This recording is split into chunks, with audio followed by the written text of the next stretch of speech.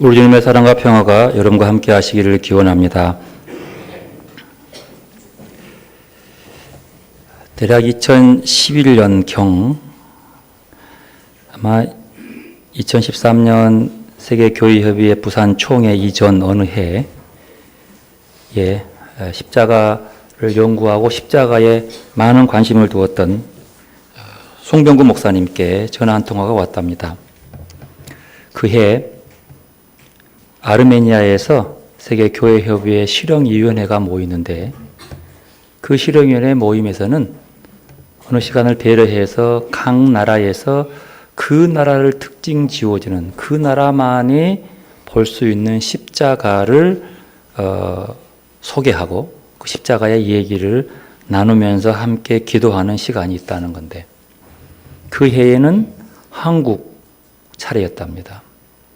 그래서 한국의 십자가의 대표적인 고유성에 있는 십자가가 어떤 것인지 그걸 소개해야 되는데 아무리 생각해도 이것이 한국적 십자가다. 이것을 드러낼 수 있는 대표할 수 있는 십자가가 없더라. 그래서 십자가에만 오랜 기간 동안 연구하고 전 세계 십자가들을 모아서 분석하고 나누는 송병구 목사의 전화가 왔습니다. 그 목사님도 되게 망설여졌습니다. 대체 한국을 대표하는 십자가가 뭘까? 이거다, 이것이기다 라고 어느 협회에서도 함께 합의한 사항도 없는데 과연 무엇을 보면 한국을 그릴 수 있을까라고 그는 고민했습니다. 그러면서 참으로 우리나라를 대표하는 그리스도의 신앙인으로서 우리나라를 드러낼 수 있는 우리나라만의 십자가가 아직도 없다는 것, 어쩌면 우리의 신앙적 부끄러움이 아닌가 생각해 봤대요. 그리고 전통이 깊은 고대로부터 나온 각 나라마다 그 교회만이 낼 수 있는 십자가들을 다 가지고 있더라는 거예요. 그리고 그 십자가에는 많은 이야기와 고백들이 들어있더라는 거예요. 아르메니아라고 하는 나라는 그 나라를 대표하는 십자가가 생명나무 십자가인데 생명나무라는 이 나무로 만든 십자가라면 아르메니아 이렇게 얘기해요. 여러분 한번 물어볼게요. 세계에서 최초의 기독교 국가가 된 나라가 어딘지 아세요?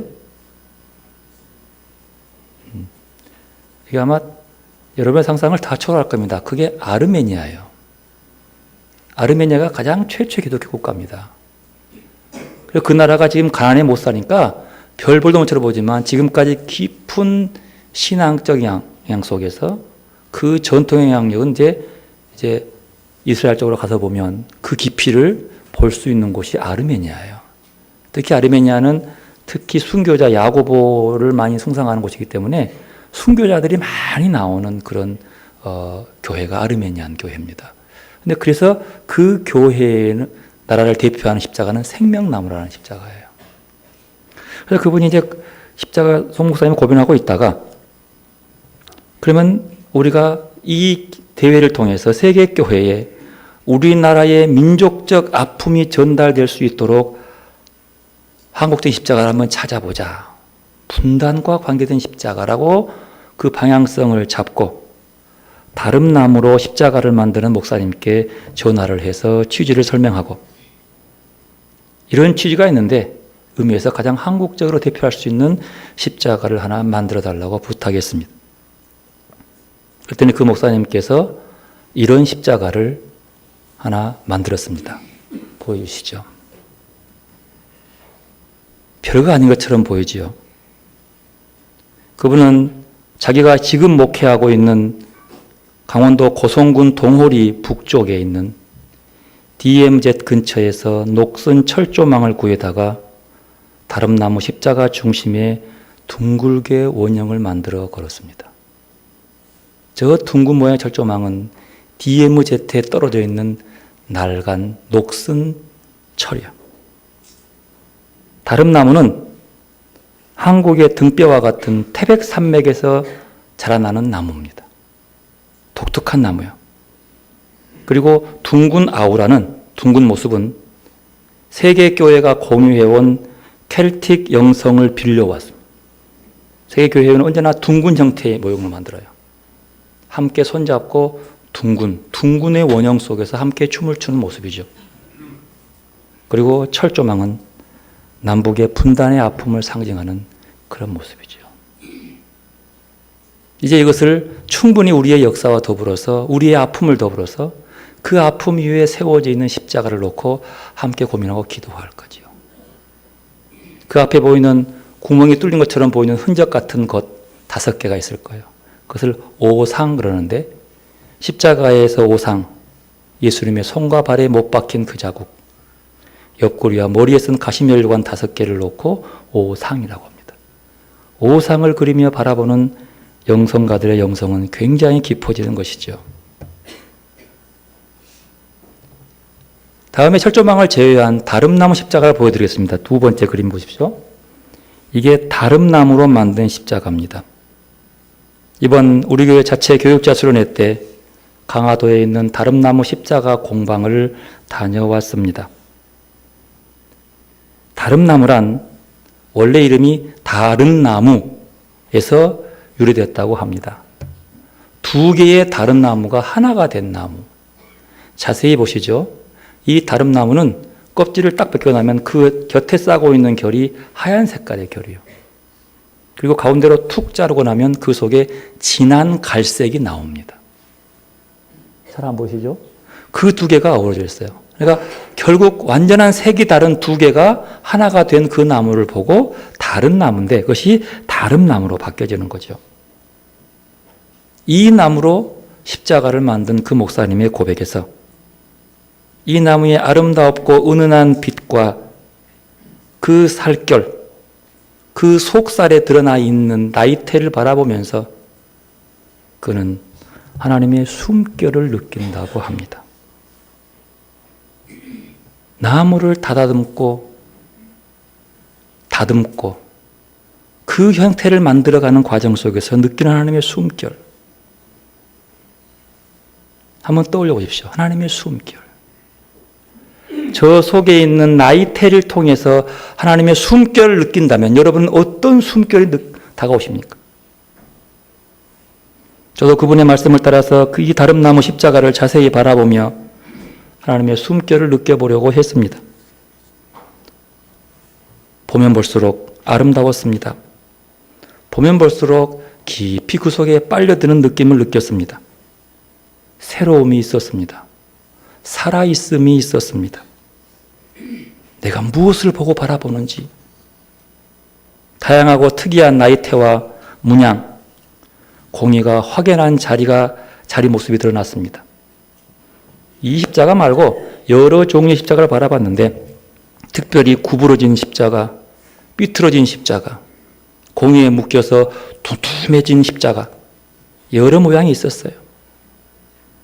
저는 상처난 공의를 보면서 그 아픔의 흔적을 남기고 자라나는 그 모습에 긴 이야기가 스며 있음을, 그리고 그 긴 이야기 속에서 하나님의 숨결이 숨쉬고 있음을 느껴보며 보고 있었습니다.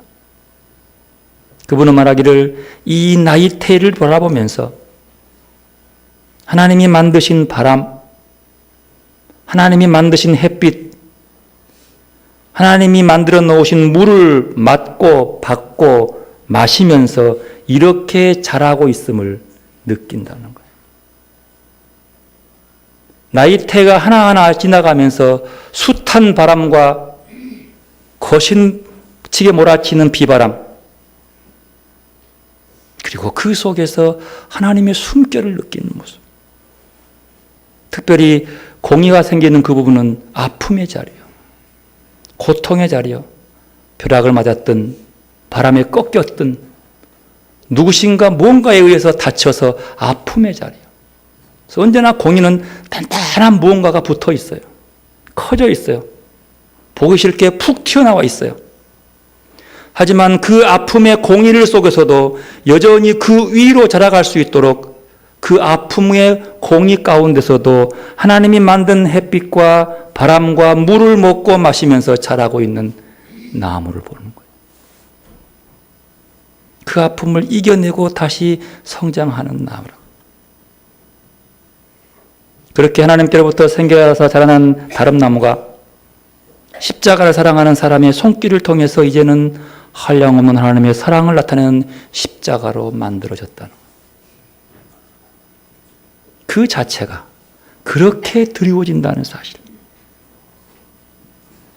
이 십자가를 만드신 그 목사님은 지금까지 수천 개, 거의 10,000개 이상의 혼자서 다름나무 십자가를 만들어서 목회자들에게 십자가를 사랑하는 사람들에게 나누어 줬답니다. 조건은 딱 하나, 십자가를 사랑하고 그 깊은 의미를 알아가려는 사람에게만, 의미를 아는 자에게만 주었다. 특히 그는 십자가를 만들면서 주님의 몸을 느끼고 주님의 피 흘림을 느끼면서 함께 울기도 하고 함께 하나님의 숨결을 느끼면서 기뻐하기도 하면서 만들어가는 과정 속에서 그것을 한국의 목회자들을 향해서 무언의 메시지를 전달하면서 한 개씩 나누었다고 합니다. 어떤 메시지를 담겼을까? 그분은 이런 메시지를 담고 말없이 나누었답니다. 목회자는 돈이나 조직으로 세상을 상대해서는 안 된다고. 돈이나 조직으로 세상을 상대해서는 안 된다고 십자가를 주십니다. 복음으로 돌아가 십자가의 뜻을 전하는 게 목회자의 삶이라고. 하나님의 숨결을 느끼며 만들어진 십자가를 나누었답니다. 그렇습니다. 예수 그리스도의 십자가로 구원받는 그리스도인들은 조직과 돈으로 세상을 상대하는 것이 아닙니다. 복음인 십자가로 세상을 상대하고 그 십자가를 전하는 자들이 그리스도인인 것이. 그 몸으로 전하는 것. 그러기 위해서 그리스도인들은 십자가를 바로 알아야 합니다. 그 십자가의 뜻이 무엇인지 바로 알고 바로 느끼고 바로 호흡하고 숨 쉴 때에만 비로소 그 십자가를 세상에 전할 수 있는 거예요. 어떻게? 십자가를 알고 느끼는 그 몸을 가지고 말입니다. 오늘 고린도전서 본문 6장 20절에 이렇게 말합니다. 너희 몸으로 하나님께 영광을 돌리라. 너희 몸으로 하나님께 영광을 돌리라. 하나님이 만드신 바람을 맞고 하나님이 만드신 햇빛을 받으며 하나님이 내리시는 물을 마시면서 자란 다름나무는 그 몸으로 하나님의 숨결을 보여주고 십자가를 사랑하는 장인의 손에 의해서 십자가로 변하여 하나님의 사랑을 드러내는 하나님께 영광을 돌리는 나무입니다. 우리도 하나님께서 만드신 것들을 먹고 마시고 맞으면서 이렇게 살아왔습니다. 물론 우리의 삶이 결코 평탄한 삶은 아니었습니다. 우여곡절도 많았습니다. 그러나 우리의 그 힘든 삶 가운데서도 먹이시고 입히시는 주님의 보호하시고 살리시는 손길로 여기까지 이렇게 살아왔습니다. 그러므로 우리도 우리의 지금 이 모습 이대로의 모습 속에서 하나님의 살리시는 숨결을 느낄 수 있어야 한다는 말입니다. 저 나무에서도 하나님의 숨결을 느끼듯 우리의 삶 속에서도 하나님의 숨결이 느껴지도록 살아가는, 사랑하는 사람의 삶 한가운데서도 하나님의 숨결을 맛볼 수 있어야 된다는 사실. 그리고 우리는 하나님의 숨결 살아있는 이 몸으로 하나님께 영광을 돌리는 것입니다. 이것이 하나님께로부터 받은 이 몸을 하나님의 영광을 위해 내놓는 것과 마찬가지입니다. 그래서 우리의 삶이 하나님의 부르심의 응답이어야 되는 겁니다. 부르심에는 목적이 있습니다. 그 목적은 한결같이 하나님의 영광을 나타내는 것이어야 합니다. 십자가를 통하여 우리를 향한 주님의 사랑을 우리 몸으로 맛보고 그 사랑의 숨결을 느끼면서 우리를 십자가로 부르시는 주님의 소명에 응답하는 삶 말입니다. 그 응답으로 십자가를 지고 그 십자가를 전하면서 하나님께 영광을 돌리는 것이 우리의 소명이 아닌가 돌아보는 시간입니다. 그러면 오늘 고린도전서의 본문은 어떻게 해야 우리 몸으로 하나님께 영광을 돌릴 수 있다고 합니까? 본문 19절 이렇게 말합니다. 너희 몸은 너희가 하나님께로부터 받은 바 너희 가운데 계신 성령의 전인 줄 알지 못하느냐? 너희는 너희 자신의 것이 아니라 이렇게 말합니다. 너희는 네 것이 아니다. 즉 내 몸은 내 것이 아니라라고 말하는 이렇게 된 배경은 이렇습니다.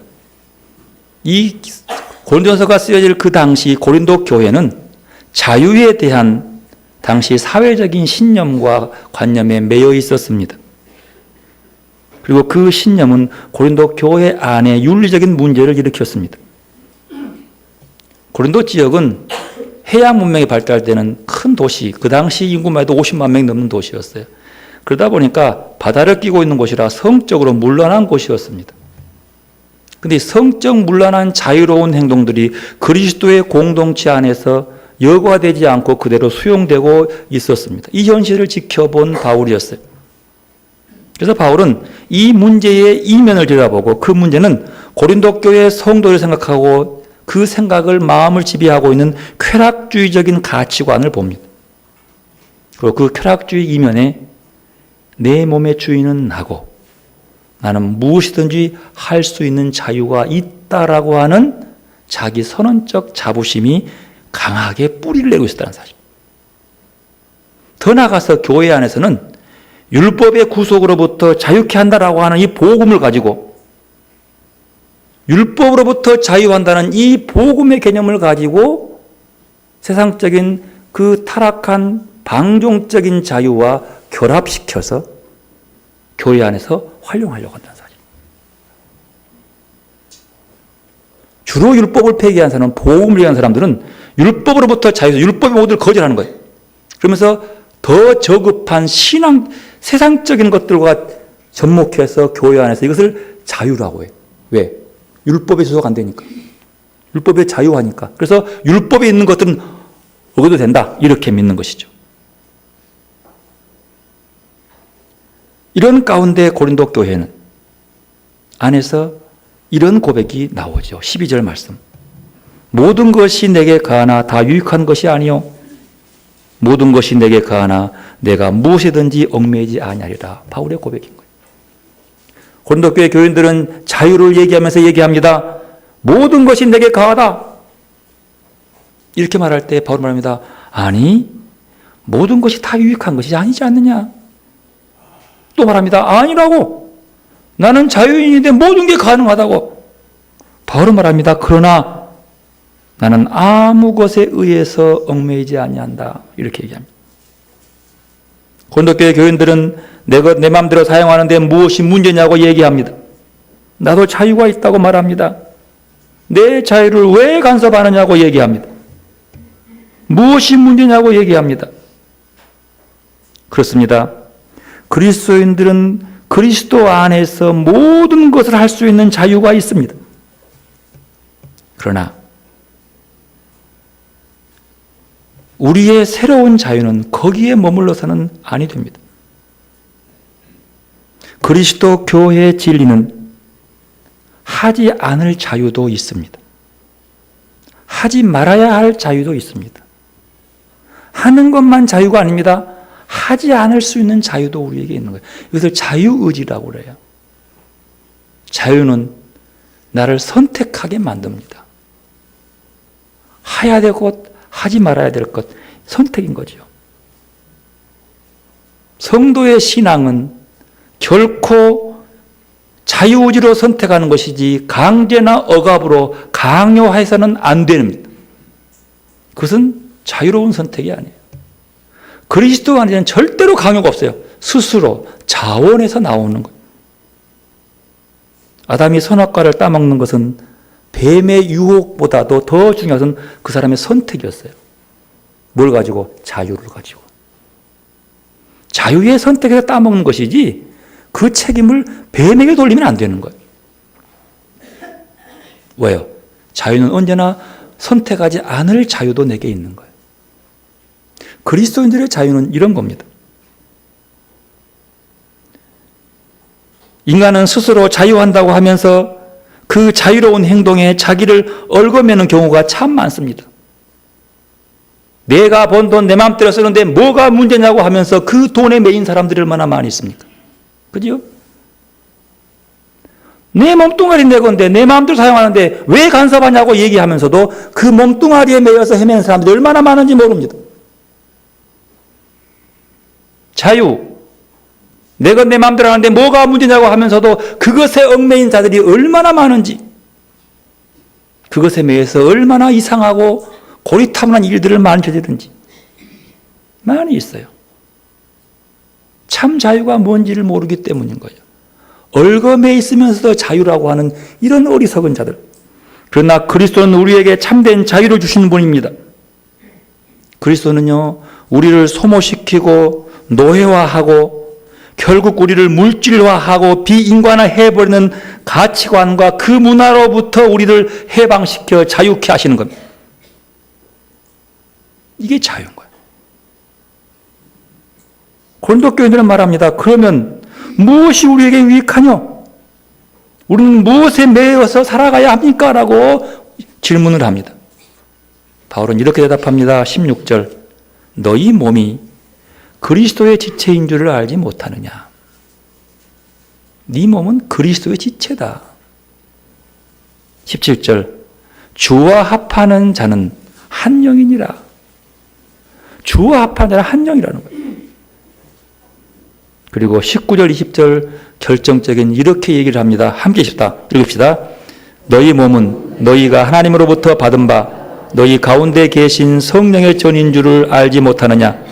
너희는 너희 자신의 것이 아니라 값으로 산 것이니 됐으니 그런즉 너희 몸으로 하나님께 영광을 돌리라.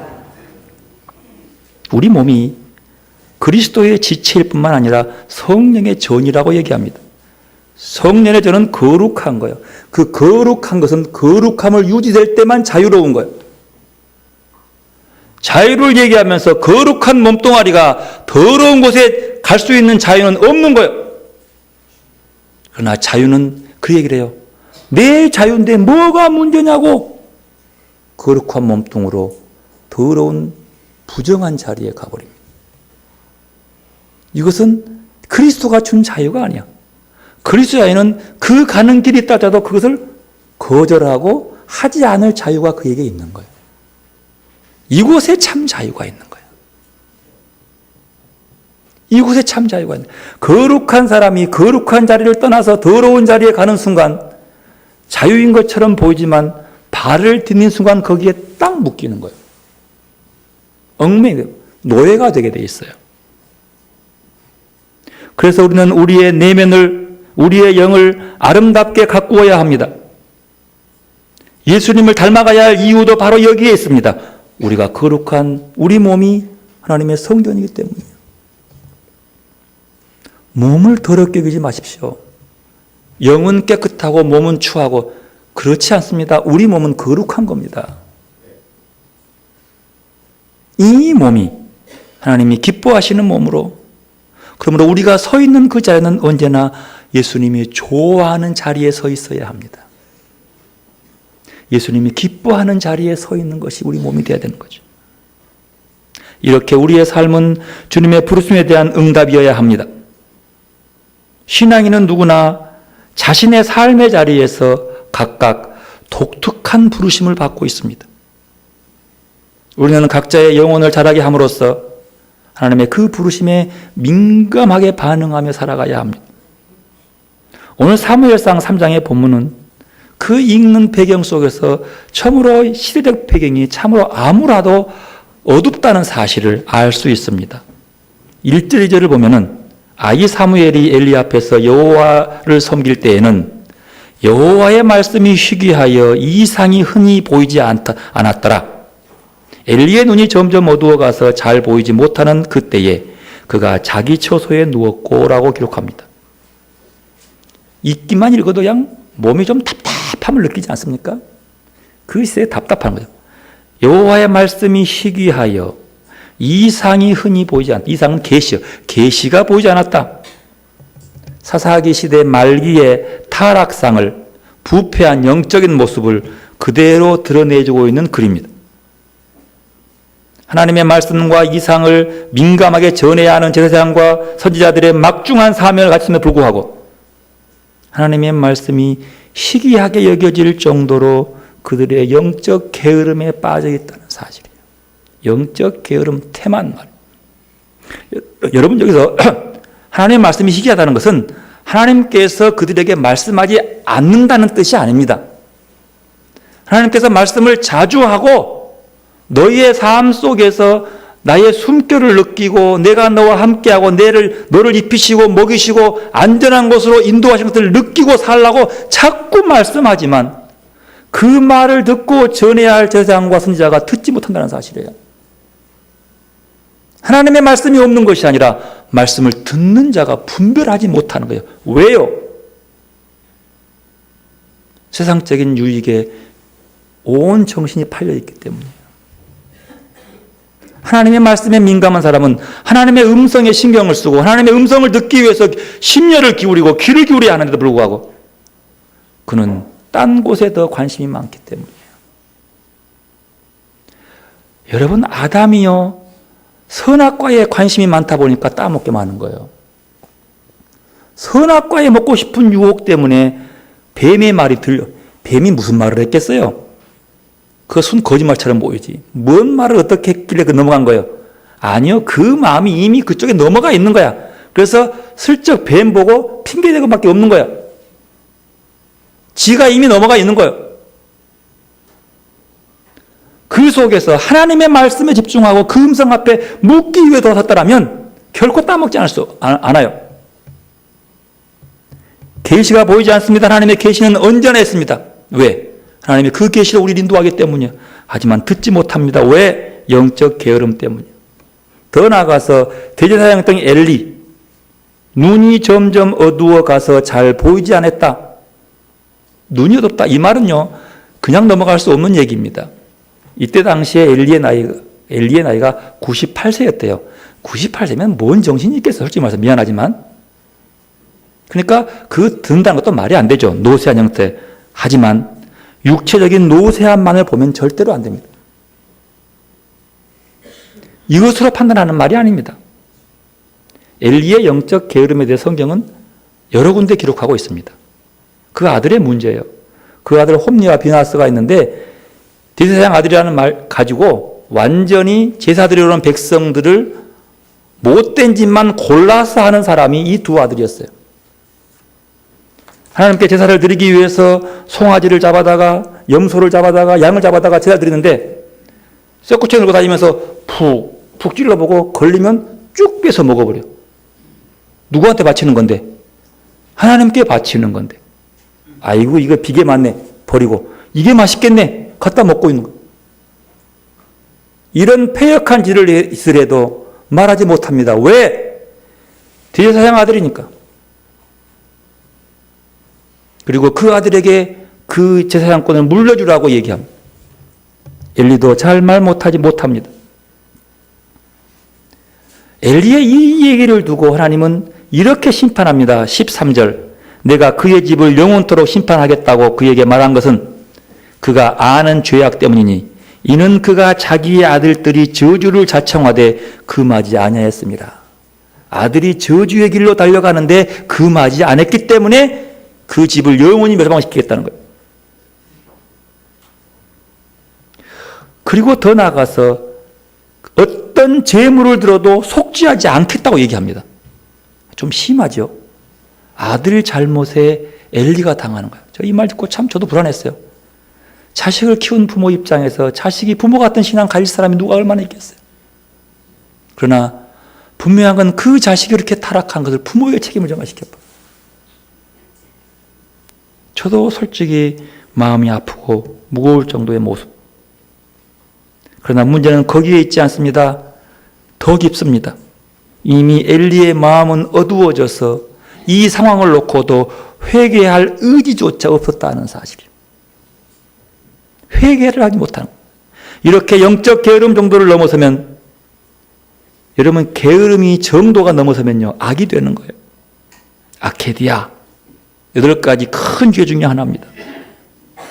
이렇게 영적 게으름은 하루아침에 이루어지는 것이 아니라 오랜 세월을 두고 반복적으로 굳어진 습관이 게으름이 되는 거예요. 여러분, 그래서 깨어나야 되는 거예요. 사무엘상 1장에 보면 한나가 자식 없음 아픔 때문에 눈물을 흘리면서 기도합니다.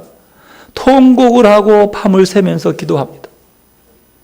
그 성전에 가만히 앉아있던 엘리가 바라보면서 바라봅니다. 아이고, 그 뭔 술을 이렇게 많이 먹어서 그렇게 헛소리를 하고 있냐고. 더 볼 거 없어요. 그의 영적 게으름은 그가 왜 한탄하고 울부짖는지를 귀 기울여 들어보고 그것을 위해서 함께 기도해야 할 사람이 하나님께 울부짖고 통곡하는 여인의 기도를 듣고 말합니다. 포도주 좀 먹지 말으라고. 왜 이렇게 술 취했냐고. 뭐가 문제예요? 영혼의 게으름입니다. 주께 부르지 못한 그 이름. 더군다나 사무엘을 3번이나 부르는 주의 음성 앞에서 엘리는 전혀 감을 잡지 못합니다. 나이로만 핑계대겠습니까? 노쇠함이라고요? 나이 들어 육체가 노쇠한 것, 그것만 문제가 아닙니다. 영혼마저 쇠어지지 않도록 영혼을 돌보지 않는 것이 문제인 거죠. 사랑하는 성도 여러분, 내 육체적인 모습, 노쇠한 모습, 기억력 희미해지는 이 모습 때문에 영혼을 돌보지 않는, 영혼을 가만둬버리는, 영혼이 쇠하도록 함께 놔둬버리는 이런 우를 범하지 마시기를 바랍니다. 98세의 엘리가 그 기력을 가지고 영혼이 쇠퇴하고 예민하지 못한 것을 하나님은 가차없이 벌을 주고 맙니다. 가차없이. 그 아들이, 아니라 그 자식까지 가문 대대로 쓸어버리겠다고 얘기합니다. 이 중요한 모습이에요. 하나님 앞에 나이는 아무것도 아닌 거예요. 자나깨나 깨어서 하나님을 바라보는 영혼들이 우리를 살리는 길이기 때문입니다. 사무엘이 그 음성을 듣고 얘기합니다. 여러분, 왜 사무엘에게 얘기했을까요? 엘리가 듣지 못하기 때문에 어린 사무엘에게 얘기하고 있는 거예요. 사무엘은 두려워서 자기 선생의 얘기이기 때문에 말을 못합니다. 엘리가 드디어 눈치를 채고 말합니다. 말하라.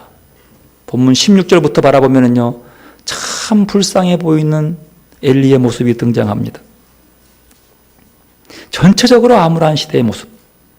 하지만 사무엘의 성장과 그의 영적 성숙을 바라보면서 우리는 위로를 받습니다. 사무엘상 3장 19, 20절 함께 읽습니다. 사무엘이 자라매 여호와께서 그와 함께 계셔서 그의 말이 하나도 땅에 떨어지지 않게 하시니 단에서부터 브엘세바까지의 온 이스라엘이 사무엘은 여호와의 선지자로 세우심을 입은 줄 알았더라. 여호와의 말씀이 희귀하던 그 시절, 계시의 흔적도 없는 그 시절, 하나님은 어린 사무엘에게 말씀하셔서 사무엘을 통해서 그것이 하나님의 말씀임을 증명하고 있다는 사실을 기록하고 있습니다. 이 사무엘의 영적 체험, 이 체험이 하나님과 깊은 친숙감을 느끼게 하는 겁니다. 이 경험은 사무엘의 영혼을 성장하게 해주었고 하나님과 매우 친밀해지는 기회가 되었습니다.